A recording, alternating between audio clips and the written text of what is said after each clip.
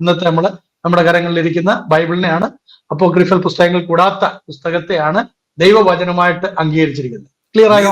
Sola scripture എന്ന് പറയുമ്പോൾ നമ്മുടെ ജീവനും ഭക്തിക്കും ഉള്ളതെല്ലാം ഈ പുസ്തകങ്ങൾ ഉണ്ടെന്ന് മാത്രമേ പറയുന്നുള്ളൂ. വേറെ ഒന്നും എടുക്കുന്നില്ല എന്ന് നമുക്ക് പറയേണ്ട ആവശ്യമില്ല, അല്ലെ? നമുക്ക് സ്ക്രിപ്ചറിന് എതിരല്ലാത്ത കാര്യങ്ങൾ, നമ്മുടെ നല്ല പാരമ്പര്യങ്ങൾ നമ്മുടെ നല്ല രീതിയിൽ എടുക്കുന്നതിൽ തെറ്റില്ല. അതാണല്ലോ തെറ്റില്ല. അപ്പൊ ചില ആളുകൾ ഇപ്പൊ ന്യൂഡാ സ്ക്രിപ്ചറാന്നോ സോളോ സ്ക്രിപ്ചറാന്ന് പറയും. നമ്മൾ സോളോ സ്ക്രിപ്ചർ അല്ല പറയുന്നത്, സോളാ സ്ക്രിപ്ചറാണ് പറയുന്നത്. അപ്പൊ അതുകൊണ്ട് അത് തെറ്റില്ല, അത് വളരെ ക്ലിയർ ആണ്. അത് തന്നെയല്ല, അതിനകത്ത് വേറൊരു കാര്യം കൂടെ ഉണ്ട്. ഈ മുസ്ലിം സഹോദരങ്ങളും നിരീശ്വരവാദികളും ഒക്കെ ക്രൈസ്തവ സമൂഹത്തെ പൊതുവിൽ, നമ്മളെയൊക്കെ പൊതുവിൽ എല്ലാ സഭകളെയും കൂടെ അവഗണിച്ചുകൊണ്ട് പറയുന്നത്, നിങ്ങൾ തന്നെ തീരുമാനിച്ചിട്ടുള്ള എത്ര പുസ്തകങ്ങൾ നിങ്ങളുടെ ബൈബിളിലുണ്ടെന്നുള്ളത് എന്ന് പറയാറുണ്ട്. അപ്പൊ അതിനകത്ത് ഞാൻ പറയുന്ന ഒരു ചെറിയ മറുപടി ഇതാണ്. പഴയ നിയമത്തെ സംബന്ധിച്ചാണ് ഏറ്റക്കുറച്ചിലുള്ളത്. പഴയ നിയമം കിട്ടിയിരിക്കുന്നത് തനാക്ക്, തോറ, നാബിയും കെത്തുബിയും കിട്ടിയിരിക്കുന്ന യഹൂദന്മാരാണ്. They are the custodians of the Old Testament. അപ്പൊ അങ്ങനെയാണെങ്കിൽ അവരുടെ ഇപ്പോൾ കൈവശമുള്ള ഗ്രന്ഥത്തിൽ എത്ര ഉണ്ടോ അത്രയുമാണ് നമുക്ക് അക്സെപ്റ്റബിൾ ആയിട്ടുള്ളത്. അതാണ് അവർ ദൈവനിശ്വാസമായിട്ട് അംഗീകരിച്ചിരിക്കുന്നത്. So we will accept that one. Second thing, യേശു കർത്താവ് സംസാരിക്കുന്ന സമയത്ത് പഴയ നിയമത്തിലെ തന്നെ കുറിച്ച് പറഞ്ഞിരിക്കുന്ന ഭാഗങ്ങളെയൊക്കെ ഉദ്ധരിച്ചുകൊണ്ടാണ് പലതും പറഞ്ഞിരിക്കുന്നത്. പലതല്ല, എല്ലാ കാര്യങ്ങളും കർത്താവ് സംസാരിച്ച പഴയ നിയമത്തിനെ അടിസ്ഥാനപ്പെടുത്തിക്കൊണ്ട്. ഇനിയിപ്പോ ഉദാഹരണം പറഞ്ഞു കഴിഞ്ഞാൽ മുന്തിരിത്തോട്ടത്തിന്റെ ഉടമസ്ഥനെ കുറിച്ച് പറയുന്ന ആ ഉപമയുണ്ടല്ലോ കർത്താവിന്റെ ക്രൂശീകരണവുമായിട്ട് ബന്ധപ്പെട്ട്, അതുപോലും യശയ്യാപ്രവചനം 5-ാം അധ്യായത്തിൽ പറഞ്ഞിരിക്കുന്ന കാര്യങ്ങളാണെന്ന് നമുക്കറിയാം. അപ്പൊ ഇങ്ങനെയുള്ള കാര്യങ്ങളൊക്കെ കർത്താവ് തന്നെ കുറിച്ച് ഉദ്ധരിച്ച് പറയുന്ന സമയത്ത് ഇന്ന് നമ്മൾ ഉപയോഗിക്കുന്നതായിട്ടുള്ള 39 പുസ്തകങ്ങളിൽ നിന്ന് മാത്രമേ കർത്താവ് കോട്ട് ചെയ്തിട്ടുള്ളൂ. കർത്താവ് അംഗീകരിച്ച പുസ്തകങ്ങളായതുകൊണ്ടാണ് നമ്മളത് അംഗീകരിക്കുന്നത്. മൂന്നാമത്തെ കാര്യം, അപ്പോസ്തലന്മാർ യേശുക്രിസ്തുവിനെ കുറിച്ചുള്ള തിരുവചന പൂർത്തീകരണങ്ങളാണ് തങ്ങളുടെ ലേഖനങ്ങളിലെല്ലാം തന്നെ എഴുതിയിരിക്കുന്നത്. പിന്നെ അതിന്റെ ഇന്റർപ്രിട്ടേഷൻസും അവരെ കൊടുത്തിട്ടുണ്ട്. കർത്താവ് ചെയ്തു വന്ന പല കാര്യങ്ങളും പഠിപ്പിച്ച കാര്യങ്ങളും കൂടെ അതിനകത്ത് ചേർത്തുകൊണ്ടാണ് അവർ ലേഖനങ്ങൾ എഴുതിയിരിക്കുന്നത്. ആ സമയത്ത് വളരെ കൃത്യമായിട്ട് കർത്താവ് ഉദ്ധരിച്ച കാര്യങ്ങളും അതോടൊപ്പം തന്നെ പഴയ നിയമത്തിലെ വസ്തുതകളും അവർ നന്നായിട്ട് പഠിച്ചവരാണ്. അവർ യഹൂദന്മാരായിരുന്നല്ലോ ഈ അപ്പോസ്തലന്മാര്. ലൂക്ക ഒഴികെ ബാക്കി എല്ലാവരും യഹൂദന്മാരായിരുന്നു. അപ്പൊ അവർക്ക് ന്യായപ്രമാണമൊക്കെ നന്നായിട്ട് അറിയാമായിരുന്നതുകൊണ്ട് അവരെടുത്ത ആ സമയത്ത് വളരെ കൃത്യമായിട്ട് എന്താണോ ഇന്ന് നാം ദൈവവചനമായിട്ട് അംഗീകരിച്ചിരിക്കുന്നത് അതിൽ നിന്ന് മാത്രമേ അവരും ഉദ്ധരിച്ചിട്ടുള്ളൂ. ഇനി അവസാന പുസ്തകമായിരിക്കുന്ന വെളിപ്പാട് പുസ്തകം. ആ വെളിപ്പാട് പുസ്തകത്തിലും പഴയ നിയമത്തിൽ ഒരുപാട് കൊട്ടേഷൻസ് ഉണ്ട്. പല സംഭവങ്ങളും ദാനിയേലിന്റെയും എസെക്കിയേലിന്റെയും ഒക്കെ പുസ്തകങ്ങളിൽ നിന്ന് റെസിറ്റീസ് എടുത്തിരിക്കുന്നതാണ്. അപ്പൊ ആ കാര്യങ്ങളൊക്കെ ഇന്ന് നമ്മൾ വായിക്കുന്ന പഴയ നിയമത്തിൽ നിന്ന് ഉള്ളതാകിയാലും മറ്റുള്ള ഗ്രന്ഥങ്ങളെ അവിടെ സ്പർശിക്കാത്തതുകൊണ്ടും നമ്മൾ അവയെ അംഗീകരിക്കുന്നില്ല. അതാണ് അതിനകത്തെ ഒരു മറുപടിയായിട്ട് ഞാൻ പറയാറുള്ളത്. നമ്മളിതിന്റെ ഹയർ ലെവലിൽ ചെയ്യാറുണ്ട്. പക്ഷെ ഞാനിപ്പോ നമുക്ക് നമ്മുടെ വിഷയത്തിനകത്തിട്ട് നിൽക്കാം. നമുക്ക് ആ ബിഷപ്പിന്റെ കൈവപ്പും കൂടെ ഒന്ന്, എങ്ങനെയാണ് ഒരു കൈവപ്പ് വരുന്നത് എന്നുള്ള കാര്യം നോക്കാം. ഞാൻ ഒരു കാര്യം പറയാൻ മാറ്റം വിട്ടുപോയെന്ന് എനിക്ക് തോന്നുന്നു. അതായത് ഈ പുരോഹിതന്മാരെന്നുള്ള ഒരു വർഗം ഉണ്ട് എന്നുള്ള ആശയം ഞാൻ പറഞ്ഞല്ലോ, 19:6 വെച്ചിട്ട് ഞാൻ പറഞ്ഞിരുന്നു. അതിനൊരു മറുപടി അച്ഛൻ ഇതിന്റെ ഇടയ്ക്ക് ആദ്യം നമ്മൾ മനസ്സിലാക്കേണ്ടത്, അജിബ് നേരത്തെ ചോദിച്ച ചോദ്യത്തിന് മറുപടി പറയാതെയാണ് ഇത്രയും ചാടിപ്പോകുന്നത്. അപ്പൊ അതിലേക്ക് മടങ്ങി വരികയാണ്. ഒന്ന്, ഈ യഹൂദ ഗോത്രത്തിൽ നിന്ന്, യഹൂദന്മാരിൽ നിന്ന്, അന്ന് ഇസ്രായേൽ മക്കൾ എന്നായിരുന്നു ആദ്യം അവരെ വിളിച്ചിരുന്നത്. എബ്രായർ എന്നാണ്, കാരണം അവരുടെ ഭാഷയുമായിട്ട് ബന്ധപ്പെട്ട്. അതിനുശേഷം ദൈവം അബ്രഹാമിനെ തെരഞ്ഞെടുത്തു. അബ്രഹാമിലൂടെ ഇസാക്കിനെ, യാക്കോബിനെ തെരഞ്ഞെടുത്ത സമയത്തിന് മുതലാണ് അവർ ഇസ്രായേൽ മക്കൾ എന്നറിയപ്പെടാൻ തുടങ്ങി. യഹോവയുടെ രാജകുമാരൻ എന്നുള്ള അർത്ഥത്തിലാണ് അവരെ തെരഞ്ഞെടുത്തിരിക്കുന്നത്. അതിൽ നിന്ന് ഒരു ഗോത്രത്തെ തെരഞ്ഞെടുത്തു. എന്തുകൊണ്ടാണെന്നുള്ളതൊക്കെ നമുക്കറിയാം. അത് യഹോവയുടെ പക്ഷത്തുള്ളവൻ ആര് എന്ന് മോശ ചോദിച്ച സമയത്ത് മോശയുടെ ഗോത്രമായ ലേവ്യര് മാത്രം മോശയോടൊപ്പം നിൽക്കുകയും അങ്ങനെ ബാക്കിയുള്ള അനീതി ചെയ്തവരെല്ലാം തന്നെ പോയി കശാപ്പ് ചെയ്യാനായിട്ട് അവര് സഹോദരനെന്നോ സഹോദരിയെന്നോ അപ്പനെന്നോ മക്കളെന്നോ ഓർക്കാതെ അവർ അധ്വാനിച്ചു, അവർ പ്രവർത്തിച്ചു. തൽഫലമായിട്ട് അവരെ ദൈവത്തിന്റെ പുരോഹിത വർഗമായിട്ട് ആരാ വായിക്കുന്നതെന്നറിയാം. ആരാ വായിക്കുന്നത്? സംഖ്യാപുസ്തകത്തിൽ നമ്മൾ വായിക്കുന്നത് സംഖ്യയിലാണോ ലേവ്യയിലാണോ? അതിനകത്ത് നമ്മൾ വായിക്കുന്നത് ലേവ്യനെ എല്ലാം ദൈവം അടുത്തു വരുമാറാക്കി, എന്നിട്ട് സർവ്വജനവും അവരുടെ മേൽ കൈവച്ചു, ജനങ്ങളെ കൈവച്ചു. മനസ്സിലായോ? അപ്പൊ അവരെന്ത് ചെയ്തു? അവര് ദൈവിക ശുശ്രൂഷയ്ക്ക് വേണ്ടി തെരഞ്ഞെടുക്കപ്പെട്ടവരായി, തങ്ങൾക്ക് വേണ്ടി ദൈവം നിയോഗിച്ചവരായിട്ട് അവർ അക്സെപ്റ്റ് ചെയ്യുന്നതിന്റെ ഒരു അടയാളമായിട്ടാണ് കൈവപ്പ് അന്ന് നൽകിയത്. പഴയ നിയമത്തിലെ കാര്യം പറയുന്നത്. പഴയ നിയമത്തിൽ കൈവപ്പിനെ കുറിച്ച് നെഗറ്റീവായിട്ടും പോസിറ്റീവായിട്ടും ആചാരപരമായിട്ടും പറഞ്ഞിട്ടുണ്ട്. അതേ പാറ്റേണിൽ നമുക്ക് പുതിയ നിയമത്തിലും കാണാൻ കഴിയും. അപ്പൊ ഈ കൈവപ്പ് എന്ന് പറയുന്ന ആരുടെയെങ്കിലും ഒരു പ്രത്യേക കുത്തകയല്ല. അത് അബ്രഹാമിന്റെ സന്തതി പരമ്പരയിൽ ആരംഭിച്ചു. അവിടെ മാത്രമല്ല, എല്ലാ സമൂഹത്തിലും ഈ കൈവപ്പ് പരിപാടികളൊക്കെ ഉണ്ട്. അത് ആദ്യമേ എല്ലാവരും അറിഞ്ഞിരിക്കണം.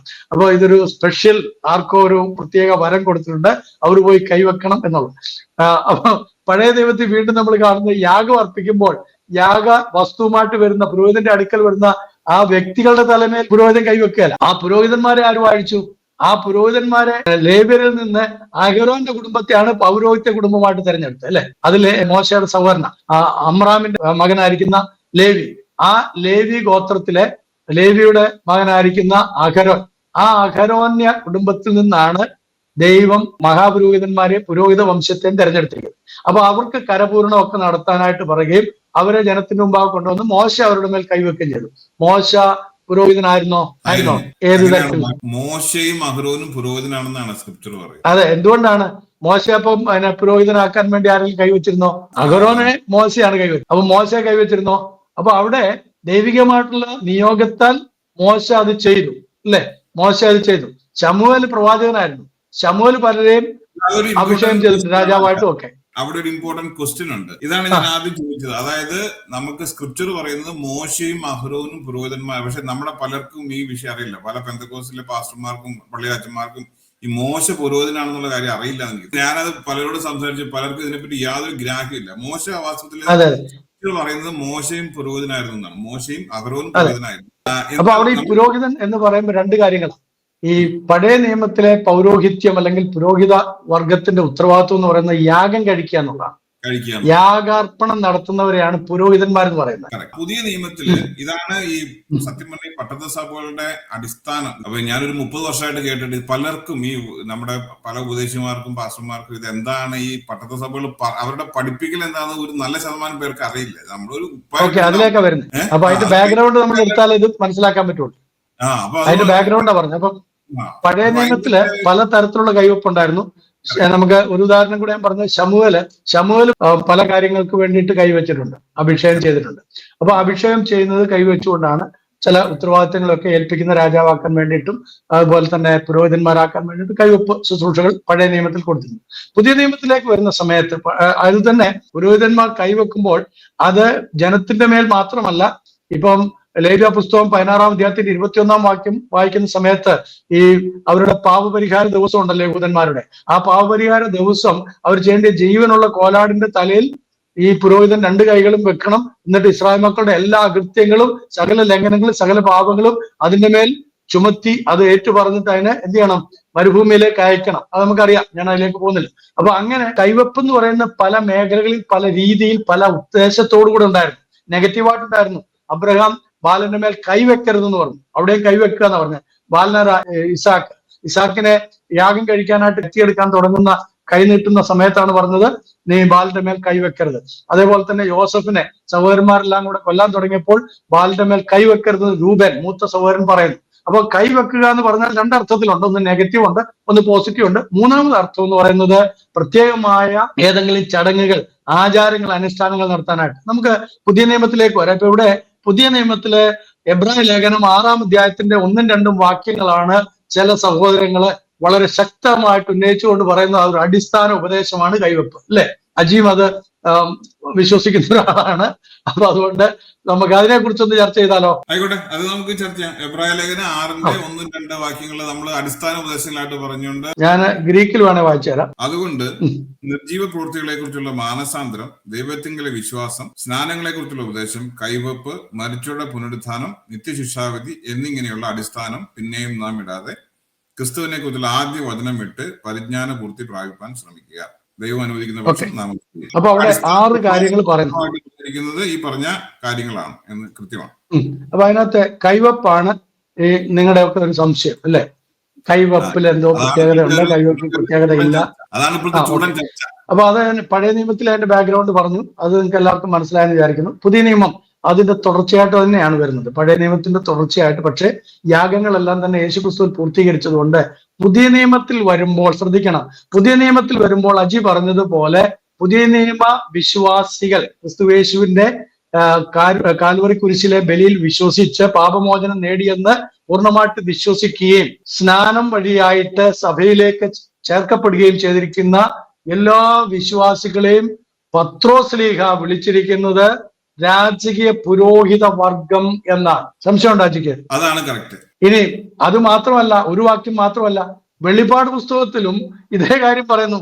അവൻ നിങ്ങളെ രാജാക്കന്മാരും പുരോഹിതന്മാരും ആക്കിയിരിക്കുന്നു. ഉണ്ടോ? വായിച്ചിട്ടുണ്ടോ? ഓക്കെ. അപ്പം വിശ്വാസികൾ എല്ലാവരും തന്നെ പുരോഹിതന്മാരാണ്. എന്താണ് പുരോഹിതന്റെ കടമ? പുരോഹിതൻ പഴയ നിയമത്തിൽ യാഗം കഴിച്ച് ദൈവത്തോട് ഉടമ്പടി ചെയ്യുക, ജനത്തിന് വേണ്ടിയിട്ട് യാഗം കഴിക്കുക, പാവപരിഹാര യാഗം നടത്തുക. അതിനകത്ത് പട്ടത്ത സഭകളുടെ ആർഗ്യുമെന്റ് ഞാൻ പറയാം. അതാണ് സത്യത്തിൽ അവര് പറയുന്നത്. അവരും ഇപ്പൊ ഈ റോമൻ കത്തോലിക്ക സഭയിലുള്ള ആൾക്കാർ, ഞാൻ ഇവരോടൊക്കെ ധാരാളം സംസാരിക്കുന്നവരാണ്. അതിനകത്ത് അത്യാവശ്യം നല്ല രീതിയിലുള്ള ആൾക്കാരാണ്. അവരുടെ വാദവും എസ്പെഷ്യലി ഈ സെക്കൻഡ് ട്രെൻഡിനകത്തും അവർ പറയുന്ന ഒരു കാര്യമുണ്ട്. വിശ്വാസികളെല്ലാം രാജകീയ പുരോഹിത വർഗമാണെന്നുള്ള കാര്യം അവർ അംഗീകരിക്കുന്നുണ്ട്. പക്ഷെ അതിൻ്റെ അകത്ത് ഒരു കാര്യം, സ്പെഷ്യൽ കോളിംഗ് ഉണ്ട്. അതായത് ലേയിങ് ഓഫ് ഹാൻഡ്സ് വെച്ച് കഴിഞ്ഞാൽ ഒരു പ്രത്യേക പർപ്പസിന് വേണ്ടി വിളിച്ച് വേദനിക്കുന്ന ആൾക്കാരും ഈ പറഞ്ഞ നമ്മളെല്ലാവരും രാജകീയ പുരോഹിത വർഗമാണ്. പൗരോഹിത്യ ശുശ്രൂഷ എന്ന് പറയുന്ന ആ പുരോഹിതം എന്നുള്ള ശുശ്രൂഷ മിനിസ്റ്റീരിയലാണ്. അപ്പൊ നമ്മൾ ലേവ്യരും എല്ലാവരും പുരോഹിത വർഗമാണ്. പക്ഷെ ലേവ്യരെല്ലാവരും പുരോഹിതന്മാരല്ല. എല്ലാ ലേവ്യരും പുരോഹിതന്മാരല്ല. പക്ഷെ പുരോഹിതന്മാരെല്ലാവരും ലേവ്യരാണ്. ഇസ്രയേലിന് ഇതേ വർഗമുണ്ട്. കാരണം അവരെ മൊത്തം നമ്മൾ പുറപ്പാട് 19:6 വായിച്ച പോലെ നിങ്ങൾ രാജകീയ പുരോഹിത വർഗം. അപ്പൊ അവരെല്ലാവരും രാജകീയ പുരോഹിത വർഗമാണ്. പുതിയ നിയമത്തിലും പുരോഹിത വർഗം. ഒറ്റ കാര്യമുള്ളൂ, ഈ ബലി അർപ്പിക്കുക. ലേവ്യ പൗരോഹിത്യത്തിൽ നിന്ന് മൽക്കീസദേക്കിന്റെ ക്രമപ്രകാരമുള്ള പൗരോഹിതന മഹാപുരോഹിതനായിട്ട് ശ്രേഷ്ഠ മഹാപുരോഹിതനായിട്ട് വന്ന യേശു ക്രിസ്തു കൂടെ വന്ന നമ്മുടെ ഇന്ന് പുതിയ നിയമത്തിലാണ്. ഈ പുതിയ നിയമത്തിൽ നമ്മുടെ ബലിവസ്തുക്കൾ മൃഗങ്ങളല്ല. നമ്മുടെ ബലിവസ്തുക്കൾ അപ്പവും വീഞ്ഞുമാണ്. നമ്മളറിയാലോ, മൽക്കീസദേക്ക് അത്യുന്നത ദൈവത്തിന്റെ പുരോഹിതനായിരുന്നു. അദ്ദേഹം അർപ്പിച്ചത് അപ്പവും വീഞ്ഞും. അപ്പൊ ഇന്ന് ഈ ബലിയാണ് ഈ പ്രത്യേക പൗരോഹിത്യ കോളിംഗ് ഉള്ളവർ അർപ്പിക്കുന്നത് എന്നുള്ളതാണ് യഥാർത്ഥത്തിൽ ഈ പട്ടത്ത സഭകളുടെ വാദം. അപ്പൊ ഇതിനാണ് നമ്മൾ മറുപടി പറയുന്നത്. അപ്പൊ ഇത് നമുക്ക് ഇതാണ് എന്റെ വാദത്തിന്റെ ഒരു, മറ്റതെല്ലാം ഈ ഒരു തരം എന്താ പറയണേ, നമ്മൾ ഈ വാദത്തെ, ശരിയായ വാദത്തെ അല്ല നമ്മൾ അടിക്കുന്നത്.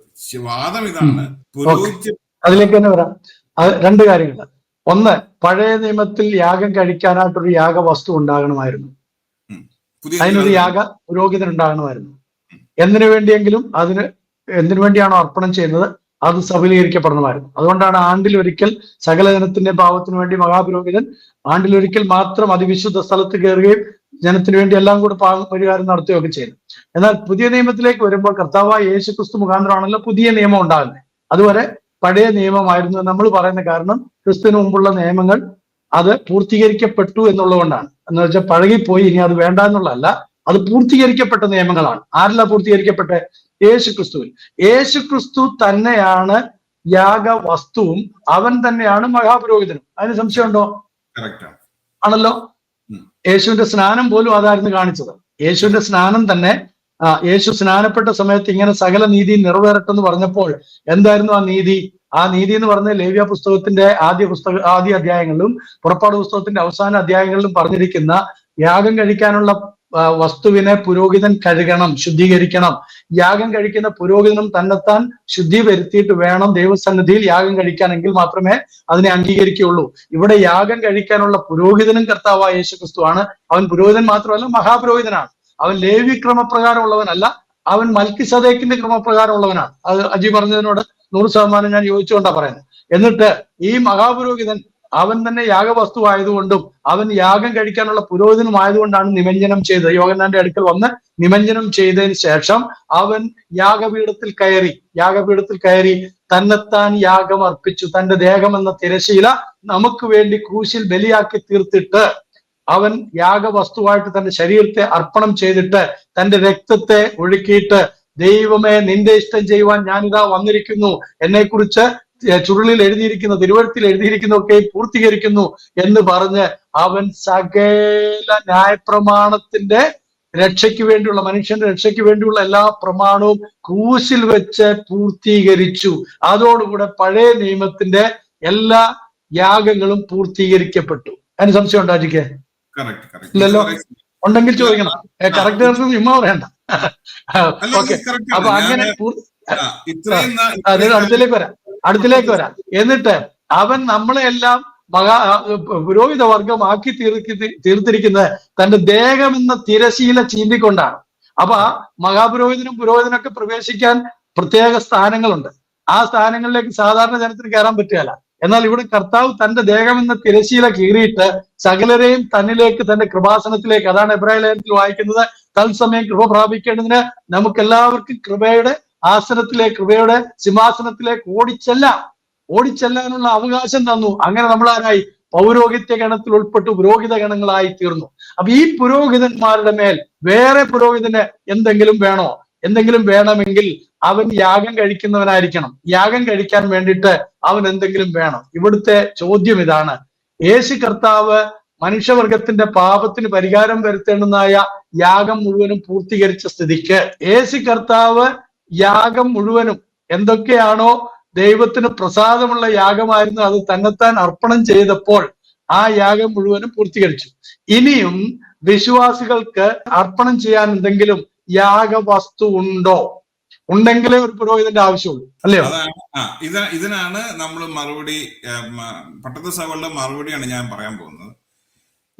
നമുക്ക് ഇപ്പോഴുള്ള പട്ടത്ത സഭ കേട്ടോ, അതിനിടയ്ക്കൊന്ന് പറഞ്ഞാട്ടെ, ഞാനും എപ്പിസ്കോപ്പൽ സഭയിൽ ഉൾപ്പെട്ടവനാണ്. ഞാൻ പറഞ്ഞല്ലോ, ഞാൻ ബിഷപ്സ് കമ്മീഷണറി ആണ്.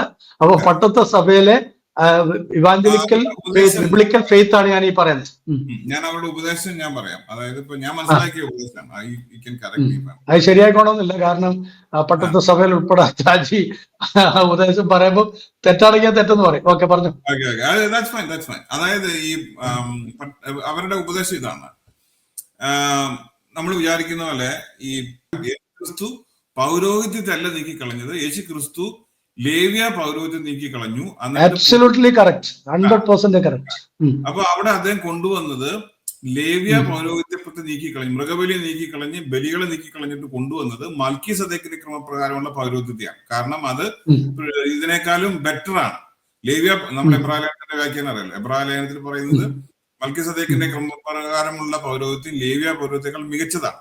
അപ്പൊ ആ പൗരോഹിത്യം ക്രിസ്തു തിരിച്ചു കൊണ്ടുവന്നിട്ട് അദ്ദേഹം അവിടെ ചെയ്തത് മൽക്കീസദേക്കിന്റെ ബലി വസ്തുക്കൾ എന്താണ്? അപ്പവും വീഞ്ഞുമാണ്. അബ്രഹാമിന് കൊടുത്തത് ഒരു കാര്യമില്ലാതെ പെട്ടെന്ന് ഔട്ട് ഓഫ് ദ ബ്ലൂ പറയാണ് ഈ അവൻ അത്യുന്നത ദൈവത്തിന്റെ പുരോഹിതനായിരുന്നു.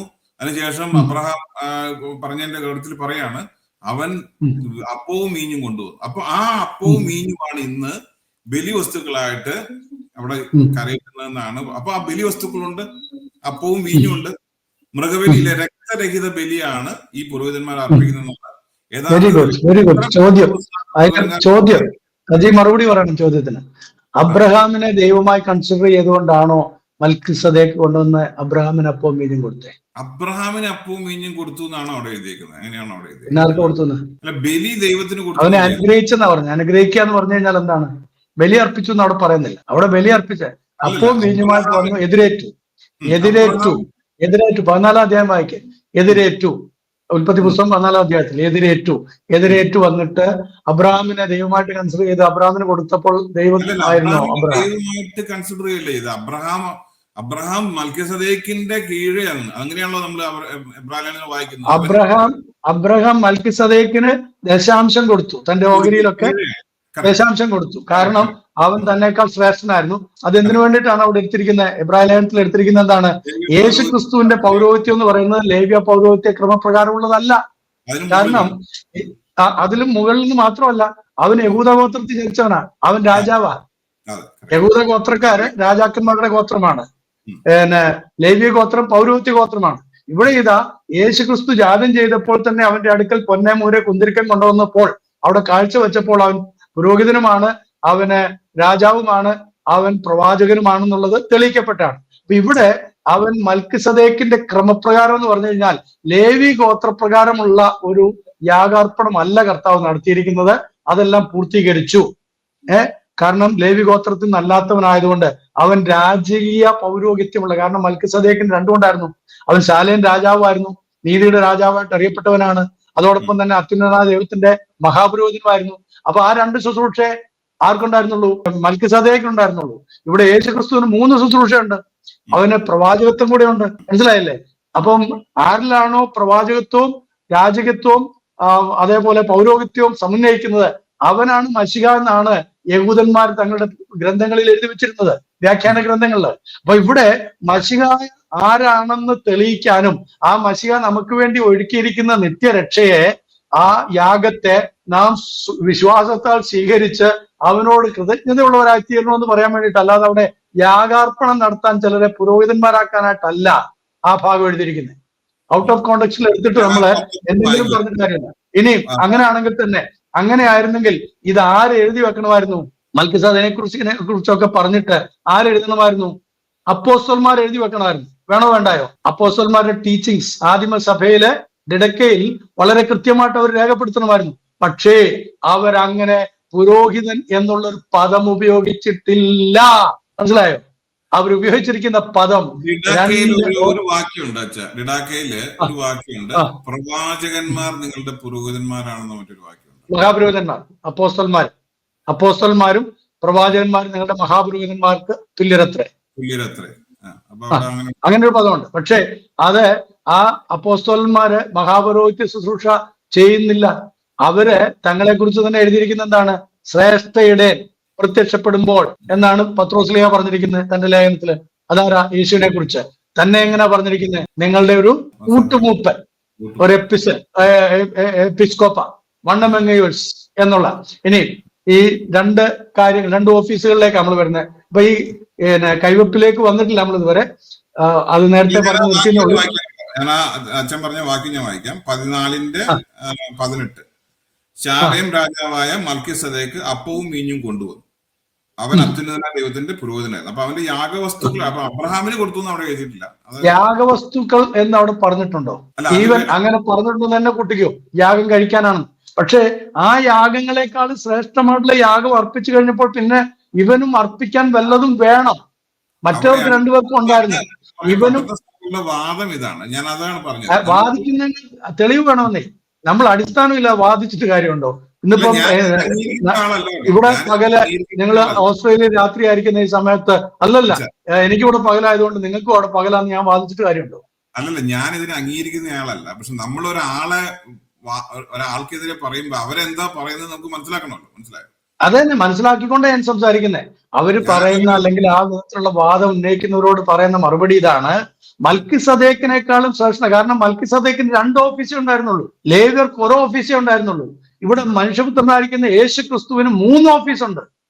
അപ്പൊ ഇവരെക്കാളൊക്കെ ശ്രേഷ്ഠനായിട്ടുള്ള ഇവൻ അർപ്പിക്കാൻ വല്ലതും വേണം. അവൻ അർപ്പിക്കാൻ അപ്പം വീഞ്ഞും അല്ല. അവൻ അർപ്പിക്കാനായിട്ട് കാളയോ കഴുതയോ അല്ലെങ്കിൽ പശുക്കിടാവോ ഒന്നും അല്ല. അവൻ തന്റെ ദേഹമെന്ന ശരീരത്തെ, തന്റെ ശരീരം എന്ന അതിനെ തന്നെ യാഗമായി അർപ്പിച്ചു നമ്മൾ വായിക്കുന്നത് അല്ലേ? അങ്ങനല്ലേ വായിക്കുന്നത് എബ്രായത്തില്? ബിഷപ്പിന്റെ അപ്പോയിന്റ്മെന്റിലോട്ട് കിടന്നാലോ? അത് ഇപ്പൊ ഏകദേശം ഇത് ക്ലിയർ ആയോ? ഒന്ന് പറഞ്ഞ് ക്ലിയർ ആക്കിയിട്ട് അടുത്തേക്ക് പോയാൽ മതി. ഇത് ക്ലിയർ ആയോ? സംശയമുണ്ടോ? ഇല്ല, ഇത് ഓക്കെയാണ്. ഇത് ഞാൻ പറഞ്ഞല്ലോ, ഇത് ഞാൻ എന്റെ ആർഗ്യുമെന്റ് അല്ലല്ലോ പറയുന്നത്. അല്ലല്ല, അത് വേറൊരാളുടെ ആർഗ്യുമെന്റ് എടുക്കുമ്പോൾ അതിന് തൃപ്തികരമായിട്ടുള്ള മറുപടി അജിക്ക് കിട്ടിയോന്ന് ഞാൻ ചോദിക്കുന്നത്. അല്ല, എനിക്ക് ഈ വിഷയത്തിൽ ഡൗട്ട് ഇല്ല. ഞാനിത് ഓക്കെ. അപ്പൊ കേൾക്കുന്നവര് ഈ വിധത്തിൽ അജി പറഞ്ഞ പോലെ ചിന്തിക്കുന്ന ആളുകൾ ആരായിരുന്നാലും ശരി, അവരറിഞ്ഞിരിക്കേണ്ടുന്ന കാര്യം മൽക്കിസേദക്കിന്റെ ക്രമപ്രകാരം എന്ന് പറയുന്നത് മൽക്കിസേദക്കിന്റെ ആരംഭവും അവസാനത്തെ കുറിച്ച് പറഞ്ഞിട്ടില്ല. എവിടുന്ന് വന്നു, ആരായിരുന്നു എന്ന് പറഞ്ഞിട്ടില്ല. ശാലേം രാജാവെന്നും പിന്നെ നീതിയുടെ രാജാവെന്നും മാത്രമേ പറഞ്ഞിട്ടുള്ളൂ. എന്നാൽ അബ്രഹാമിന്റെയും അതിന്റെ സന്തതി പരമ്പരയിലിരിക്കുന്ന ലേവ്യർക്കൊരു പാരമ്പര്യവും അവർക്കൊരു പശ്ചാത്തലമൊക്കെ ഉണ്ട്. അപ്പൊ ആ പൗരോഹിത്യ ഗണത്തിൽ ഉൾപ്പെട്ടവനല്ല നമ്മുടെ കർത്താവ്. മൽക്കിസേദക്ക് വന്നതുപോലെ പ്രത്യക്ഷപ്പെട്ടവനായിട്ടുള്ള കർത്താവായ യേശു ക്രിസ്തു അല്ലെങ്കിൽ വന്നവനായ യേശു ക്രിസ്തു, അവനിൽ 3 ഓഫീസ് ഉണ്ടായിരുന്നു. അതായത് പൗരോഹിത്യത്തിന്റെയും പ്രവാചകത്വത്തിന്റെയും അതേപോലെ രാജകത്വത്തിന്റെയും പരിപൂർണതയായിരുന്നു ക്രിസ്തു. അത് അവൻ തന്നെ പൂർത്തീകരിക്കുകയും അവൻ തന്റെ ദേഹമെന്ന മറ്റവർക്കൊക്കെ അർപ്പിക്കാനായിട്ട് അപ്പമോ വീഞ്ഞോ അതുപോലെ കാളക്കുട്ടിയൊക്കെ ഉണ്ടായിരുന്നെങ്കിൽ ഇവിടെ അതൊന്നും അല്ല കർത്താവ് എടുത്തത്. തന്റെ ശരീരം തന്നെയാണ് എടുത്ത് യാഗാർപ്പണം നടത്തിയത്. അതുകൊണ്ട് ഇനിയും ഒരു യാഗത്തിന്റെ ആവശ്യമില്ല എന്നാണ് എബ്രായ ലേഖനം 7-ാം അധ്യായം മുതൽ നമ്മൾ വായിക്കുന്നത്. അതുകൊണ്ട് യാഗം കഴിച്ച് കർത്താവിനോട് ഉടമ്പടി ചെയ്തിരിക്കുന്നവർക്ക് സ്തോത്രം എന്ന യാഗം അർപ്പിക്കാനായിട്ടാണ് ദിഡക്ക പഠിപ്പിക്കുന്നത് നമ്മളെ. ഓക്കെ, ഇത്രേ ഉള്ളൂ. ഇതിപ്പോ ലാസ്റ്റ് ഞാൻ അത് അടുത്തൊരു കാര്യം കൂടെ പറയാൻ വരുമായിരുന്നു. വാസ്തവത്തില് ഞാൻ അതിന്റെ വാക്യം ഓർക്കുന്നില്ല, അച്ഛനത് പറഞ്ഞതുകൊണ്ട് ഇതും കൂടെ പറഞ്ഞ് നമുക്ക് നിർത്താം. അതായത് യഥാർത്ഥത്തിൽ പഴയ നിയമത്തിൽ സ്തോത്രം എന്ന കാളകളെ അർപ്പിക്കുമെന്നൊരു എഹെസ്കേലിലോ മറ്റാണ് ഞാൻ പറഞ്ഞ ഹോശേയാണ് ഒരു വാക്യമുണ്ട്, സ്തോത്രം എന്ന കാളകളെ. ഇപ്പൊ ഞാനിപ്പോ നോക്കാൻ പോകുന്നില്ല. അപ്പൊ അത് പഴയ നിയമത്തിൽ ഈ യാഗങ്ങളും മൃഗബലിയുള്ള എല്ലാ സമയത്ത് ഇനി വരാനുള്ള പുരോഹിതൻ അർപ്പിക്കാൻ പോകുന്ന ബലികൾ എന്ന് പറഞ്ഞാൽ സ്തോത്ര ബലികളാണ്. അതുകൊണ്ട് ആ ബലികളാണ് ഇന്നും അർപ്പിക്കുന്നത്, സ്തുതി ബലികൾ. അത് യാക്കോബക്കാരുടെ, ഞാനൊരു കുടുംബക്കാരുടെ യാക്കോബക്കാരനായിരുന്നു. അപ്പൊ നമ്മളൊരു പ്രത്യേക സഭയുടെ പേര് പറയണ്ട, കാരണം നമ്മൾ എല്ലാ സഭകളും ഒരുപോലെ അംഗീകരിക്കുന്ന ഒരു വ്യക്തിയാണ് ഞാൻ. അപ്പൊ എനിക്കൊരു പ്രത്യേക സഭയെ മാറ്റി നിർത്തി സംസാരിക്കാൻ പറ്റില്ല. പ്രത്യേകിച്ച് യാക്കോബ് സഭ എന്നെ ഏറ്റവും കൂടുതൽ സ്നേഹിക്കുകയും ഞാൻ സ്നേഹിക്കുകയും ചെയ്യുന്ന അവിടുത്തെ കാതോലിക്ക ബാവ അടക്കം മെത്രാന്മാരടക്കം എന്റെ സ്നേഹിതന്മാരാണ്. അപ്പൊ ഞാന് യാക്കോബ് സഭയെന്നും പറഞ്ഞിട്ടോ അവരുടെ കാഴ്ചപ്പാട് സ്തുതി ബലികളാണ് സ്തുതി ബലി ആണ്. 1000 സ്തുതികൾ അർപ്പിക്കുന്നു. അപ്പൊ സ്തുതി ബലിയായിട്ടാണ് അവർ പറയുന്നത്. അപ്പൊ അതുകൊണ്ട് ഞാൻ പറഞ്ഞല്ലോ, ഇപ്പൊ ഈ ഞാനൊരു എക്യുമെനിക്കൽ മൈൻഡ് സെറ്റ് ഉള്ള ഒരാളാണ്. ഞാൻ എന്റെ ചെറുപ്പത്തിൽ അങ്ങനെ ആയിരുന്നില്ല. പക്ഷെ ഇപ്പൊ ഞാനത് എല്ലാ ക്രൈസ്തവരും അങ്ങനെ ആയിരിക്കണം. അപ്പൊ അതുകൊണ്ട് അവരുടെ ആർഗ്യുമെന്റ് എന്താണെന്ന് നമുക്ക് മനസ്സിലാക്കണം. അതായത് നമ്മൾ പറയുന്നത് അപ്പവും മീഞ്ഞാണ് ബലിവസ്തുക്കള്, പിന്നെ നമ്മൾ അർപ്പിക്കാനുള്ള ബലി എന്ന് പറഞ്ഞാൽ നമുക്കും പുരോഹിതന്മാർക്കും അവരുടെ പുരോഹിതന്മാർക്കും ഇൻവേർട്ടഡ് കോമ അർപ്പിക്കാനുള്ള ബലി എന്ന് പറഞ്ഞാൽ സ്തുതി ബലി എന്ന് തന്നെയാണ് അവർ പറയുന്നത്. ഇത് പലർക്കും അറിയില്ല. അതിനിവിടെ തെറ്റ് പറഞ്ഞില്ലല്ലോ. സ്തോത്രമെന്ന യാഗം അർപ്പിക്കുന്നവൻ എന്നെ മഹത്വപ്പെടുത്തുന്നു കർത്താവിന്റെ വചനം പറയുന്നു. സ്തോത്രമെന്ന യാഗം, കാരണം നമുക്ക് അതേ അർപ്പിക്കാനുള്ളൂ. അതാണ് ഡിഡക്കയിൽ വളരെ കൃത്യമായിട്ട് എഴുതുന്നത്.